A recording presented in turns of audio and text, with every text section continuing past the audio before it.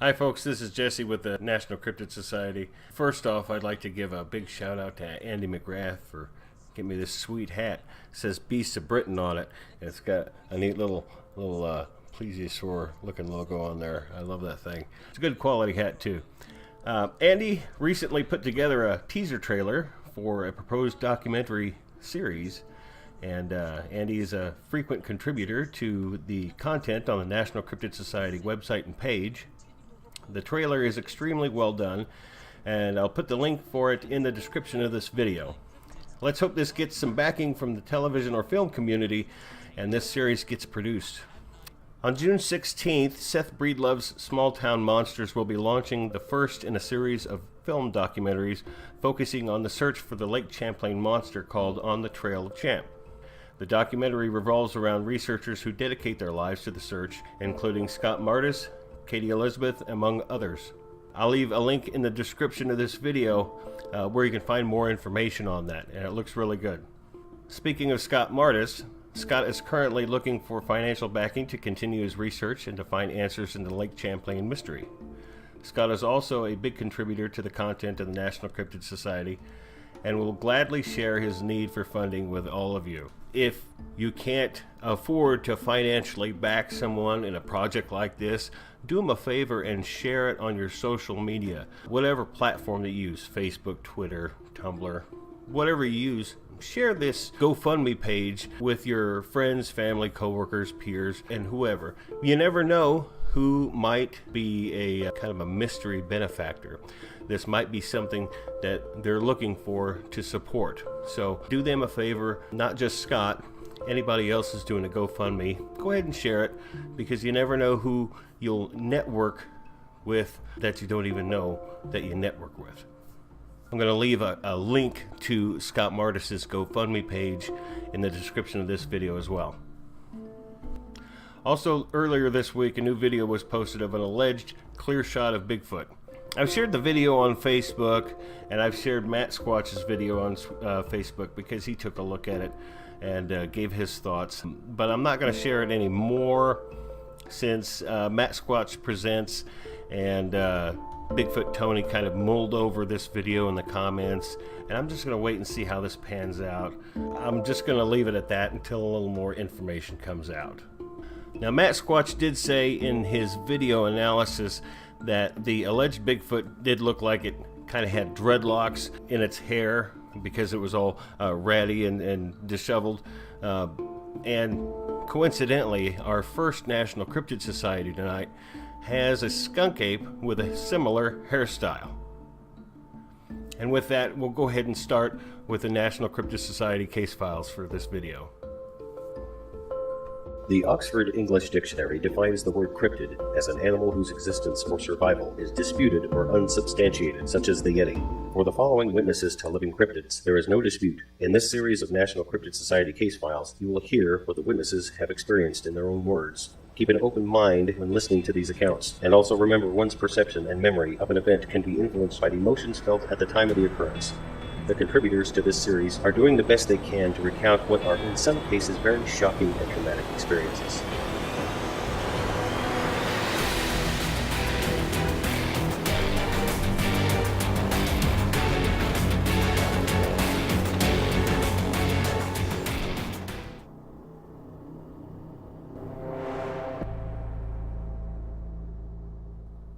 This is National Cryptid Society case file number 73. Dreaded skunk ape steps out of the road near Fort McCoy, Florida. Location, Burbank Loop, Fort McCoy, Florida. Date, September 7th, 2008. Submitted by Mike. I was driving on Burbank Loop in Fort McCoy. It was 10 p.m. I came around the only curve in the whole road. There it was, standing on the edge of the road. It had dreaded hair about 6 to 10 inches in length, black in color. I could see the big muscular shoulder form, and when he stepped off in the woods in one step, which was a 6 to 9 foot step, it never looked towards me. I slammed on the brakes and backed up as fast as I could, and jumped out of the car and killed the engine so that I could hear. I ran to the edge of the woods and stopped. I saw nothing and I didn't hear a thing, but it smelled stinky like rotten meat. I stood there a good 5 minutes and nothing, so my girlfriend was scared and wanted to go home, so we left. And that's the end of the report. Now what I'll do is I'll go over some of the things I think that are important to this submission.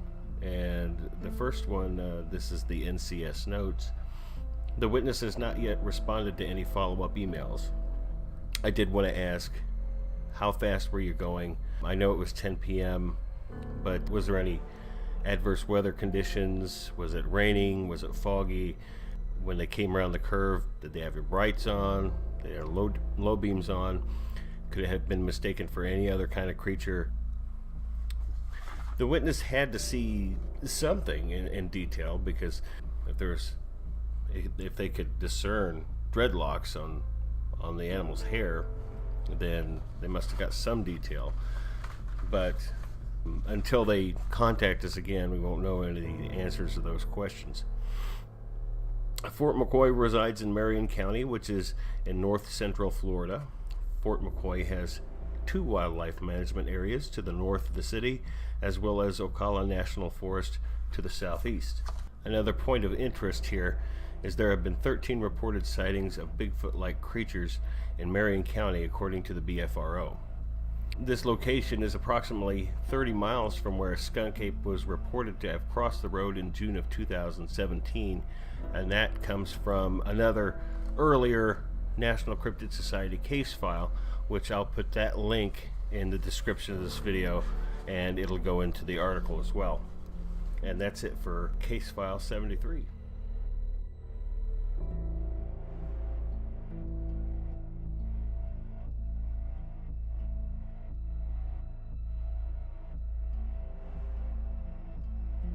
Case file number 74.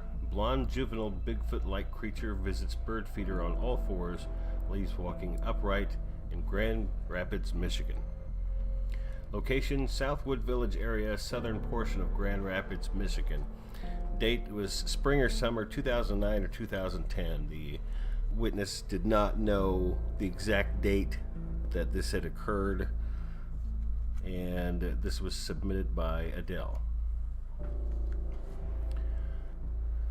It was a cool, sunny spring-summer morning. I know it was that time of year because if it was full-blown summer, I wouldn't have been sitting outside due to the heat. I was talking on the phone with my friend. She wasn't talking, so I wasn't making a sound. There was a slab of concrete down in front of me, where we'd put scraps of food, popcorn, bread, produce, and all kinds of leftovers for the wildlife to eat. We had a lot of different wildlife that came to our slab to eat. We had wild turkeys, muskrats, turtles, ducks, geese, raccoons, possums, and groundhogs, and all different kinds of wild birds. Now we know that we had Sasquatches as well. Anyway, as I was sitting there talking to my friend on the telephone, I was watching all the critters that had come to eat. Out of the corner of my eye, I saw a flash of beautiful blonde hair bounding to the slab. At first I thought it was an Afghan dog, because its hair was smooth as silk and 6 to 7 inches long. It looked like someone had just brushed its hair. There was a gentle breeze blowing, so its hair blew gracefully in the breeze. Once it got down to the feeding station, it was on all fours. I could hear this grunting sound like a pig eating. By now I was talking to my friend and said, "You're not going to believe what I'm seeing."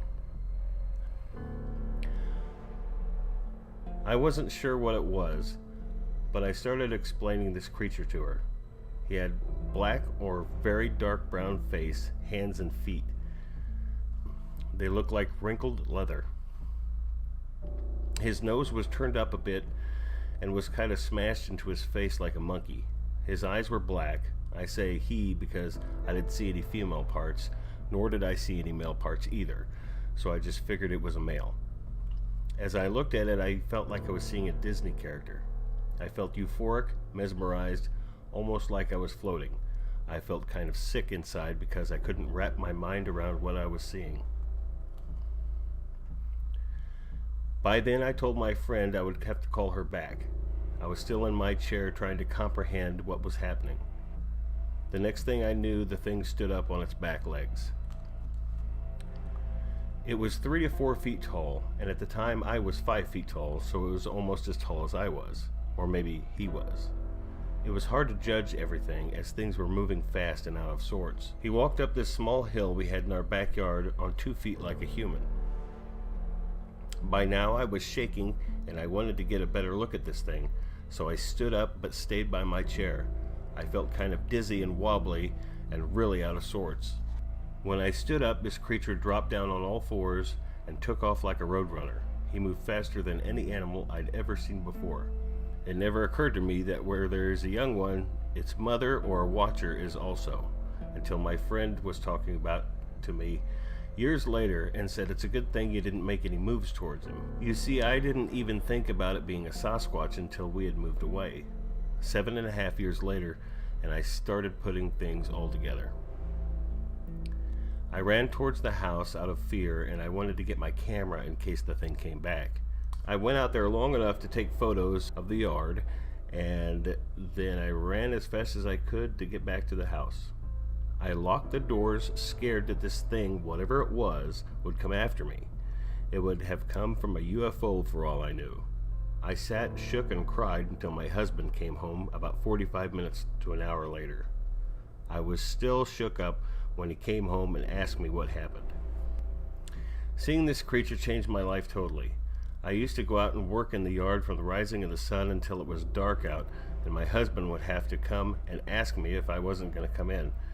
After this encounter happened, I wouldn't go out in the yard unless my husband came with me. He found this to be very odd behavior from what I was like before.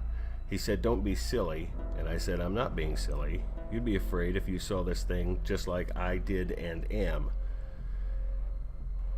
He just shook his head. He believed that I saw something, but he didn't understand the impact that it made on my life. I tried to explain what I saw, and my husband said it was just a groundhog. I said, "Does a groundhog walk erect on its hind feet and stand almost as tall as I am?" He said, "Nope." I said, "I rest my case." I tried to go back to where I saw him run to. It was a grove of tall trees and low bushes, but there was too much poison ivy back there, so I stopped going back any further.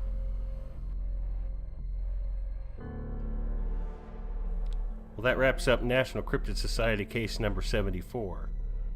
The NCS notes for this case file are going to be found in the article, which I'm going to leave a link in the description of this video for that.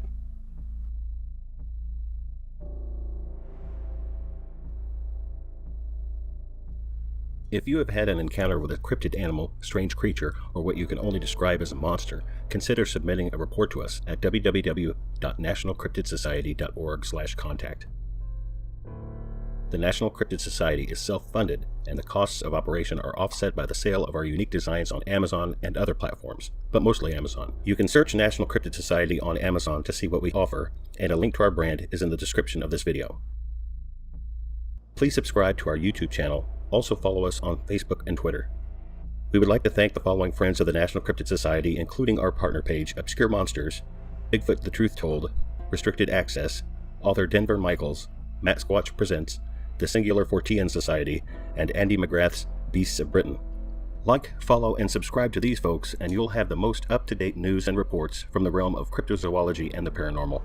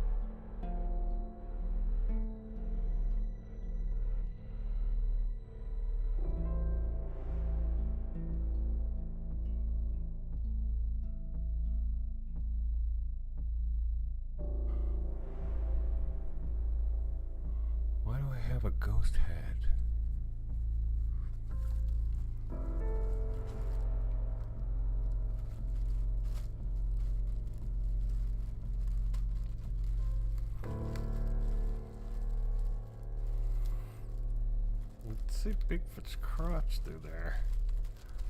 This is Jesse from the National Cryptid Society. I'd like to give a big shout out to author and researcher Andy McGrath for getting me this hat. Oh, I don't even have my freaking hat on. Sorry, Andy.